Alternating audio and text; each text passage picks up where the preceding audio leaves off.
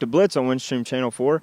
I'm Brian Carter, and joining me today on the show is Lumpkin County football coach Tommy Jones. Coach, first of all, I just want to thank you for taking some time out to be with us here on BLITZ today. Well, we really appreciate it, Brian. We're excited to have the opportunity. Now, Coach, your team's record right now is 2-3 going into Friday's game against Pickens, but seems like that's not quite indicative of how tough the team's played. What do you think as far as the record goes? Do you think that's slightly misleading? You know, we feel like that we're really close in a lot of areas. We feel like that our guys have played extremely hard. They continue to work hard. We've been in every football game that we've had so far. Even a very good Flowery Branch football team, we felt like we matched them at least for a half and played them very well. So I'm not sure if the record is indicative of where we are or not. It is our record, and we understand that. But at the same time, we feel like we're very close to being able to win some of those games that we haven't won.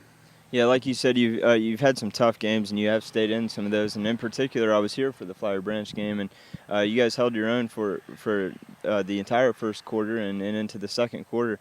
But Flowery Branch, as we know, region champs last year and runners-up to the state championship. What do you gain from that loss, if anything? Well, anytime you play a good football team, you have a chance to test your mettle, so to speak, and you get to see how your kids are going to perform when they're challenged against another very good football team. You hope you take away that your kids gain some confidence and realize that they can play with anybody. I think that's what our kids did gain from that. Obviously, there's no such thing really as a moral victory, but at the same time, you do feel like that sometimes, even in a tough loss like that you can take your program to the next level. You hope that's what happens there. Unfortunately, we did come back and beat the East Hall team, but we lost 2 games that not sure that we should have won, but we're capable of winning, and that's always frustrating as well. Now, talk a little about your team. Who are some of the key players from this year, and any surprise players that you may have, and what kind of depth exists on the roster?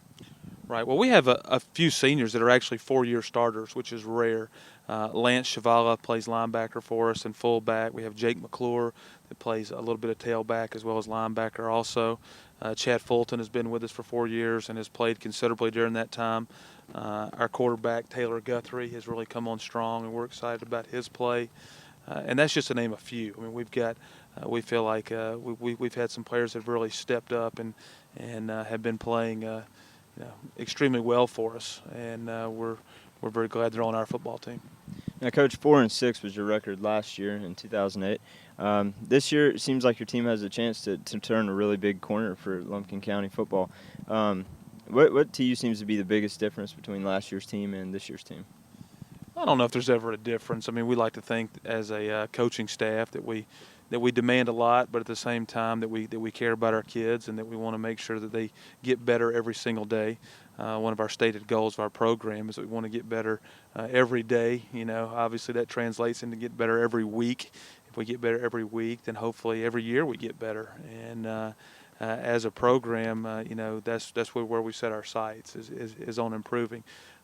Sometimes tangible success that you see in wins and losses isn't always indicative of where you stand as a program, and we believe that our players this year are working just as hard or harder than they ever have. They're buying in just as much as they ever have to what our coaches are communicating to them. And on Friday nights, we feel like they play extremely hard. Like I said, unfortunately, that hasn't translated fully into wins and losses, but we're really proud of the effort that they've given us. Coach, your team had a really good effort against Gilmer. You started your season 2-1 and had a chance to be 3-1, and you were up on them by 10 points at the half, and unfortunately you fell 12-10. What happened in that game in the second half? Gilmer's a good football team, and they were able to make some plays down the stretch, and unfortunately we failed to make a few plays that we had an opportunity to. They hit us over the top for a long deep ball. Kid just made a great throw, and they had another kid that made a great catch, and they were able to score on that. And then we turned the ball over late in the game in our own territory and gave them a chance to kind of close the gap and move it in. But those are the things that happen in football. And in football, you have to be able to make big plays, and you have to be able to rebound from adversity. And unfortunately, against Gilmer County, we weren't quite able to rebound from a little bit of adversity. We tell our players all the time that adversity is going to hit. I mean, there's going to be at some point in time during a football game where the other team is going to have success. They're trying as hard as they can, just like we're trying as hard as we can, and that translates into not everything going your way. And how you respond to those kinds of things generally dictates whether you win the game. And we didn't do a very good job of that. Now, we played well at times, and our kids played extremely hard, and it was a very disappointing loss. But hats off to Gilmer County that earned a tough win as well. Now, Coach, you fought hard also against Chestatee, and you tried to rebound from the Gilmer game. And Chestatee's got a pretty good offense, and it seems like you held them pretty good with just 19 points. What do you tell your guys to do to rebound off 2 straight losses like that? That's always a big challenge. I mean, trying to come back from a tough loss, especially when you feel like that you're very close and you're in football games, you have a chance to win those games. Just like anything else in life, you try to build on the things that you do well, and you hope that those things give you confidence. And at the same time, you try to correct the mistakes that you're making. And obviously, we're making our share, or we would be winning some of these football games. So we're going to. Obviously, we'll go back to the drawing board, and we'll talk through the film to our kids today, and we'll have a chance to look and see areas that we can improve in. But we'll also try to accentuate some of those areas that we feel like that we're doing a good job in too. It is frustrating when you feel like you're very close, but you can't quite get over that hump, and that's where we are right now. And the biggest thing our football program needs right now is we need just an injection of some real confidence. And I think that's something that's around the corner. If our kids continue to work hard and continue to believe in, like I've said redundantly, we're very proud of their effort, and we expect that they'll continue to give us that effort. And when they do, good things are going to happen. Now, Coach, you have an absolutely beautiful field back here. Not very many turf fields around here. What are the advantages or any disadvantages you see for your football team playing on turf? Well, we're very, very fortunate to have what we would consider to be one of the nicest fields, if not the nicest, even in the state of Georgia. Very blessed, very thankful. We've had some local donors that were willing to contribute, and like I said, we're very thankful for that. A turf field, I don't know if it gives you any specific advantages on game night, but it does allow you to be able to practice on a dry field all the time. It allows you to make sure that your kids aren't stepping in potholes when you're practicing. It is a definite advantage, and I think it's a very attractive field. I think when people come here, it represents a type of program that we want to portray, that we're first class in every way, and we think it's also a very big point of pride for our kids. They believe that they have something that's special and unique, and that and they're very fortunate for having that. Now, have you seen any signs of any strain on any players' knees or anything like that? Because sometimes playing on turf, there are some knee injuries that can occur with that.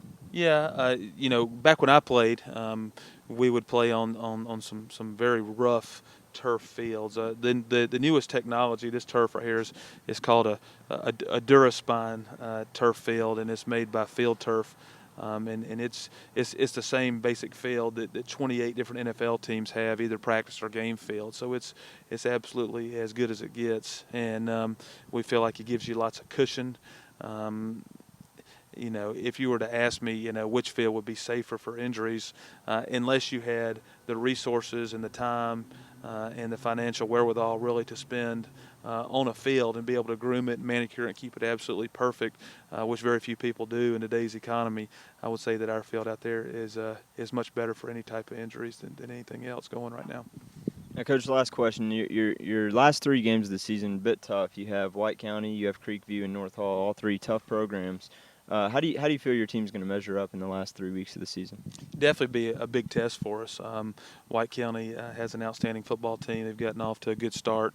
I know they hit a bit of a bump in the road this past weekend against North Hall, but at the same time, White County is always extremely tough, and for some reason they always seem to play even better against us than most people, so we know we've got our work cut out against them.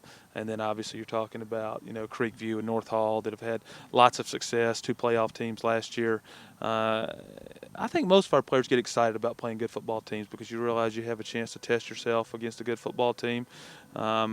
Like I said, we don't talk a whole lot about specific outcomes, but we talk about the process of preparing ourselves to be successful. In my mind, that's where the lessons are learned in football. And then I know our kids are going to go out and they're going to play extremely hard. They're going to lay it on the line and give it a good go. And I believe that our players are going to believe that they can have success against those football teams. And we hope they do. Coach, again, thank you very much for your time here on Blitz today. We really appreciate getting a chance to hear a little about Indians football. Well, thank you so much, Brian. I appreciate you having me. No problem. We're going to take a quick timeout. When we come back, we'll have some highlights and the Blitz Player of the Week. Don't go anywhere.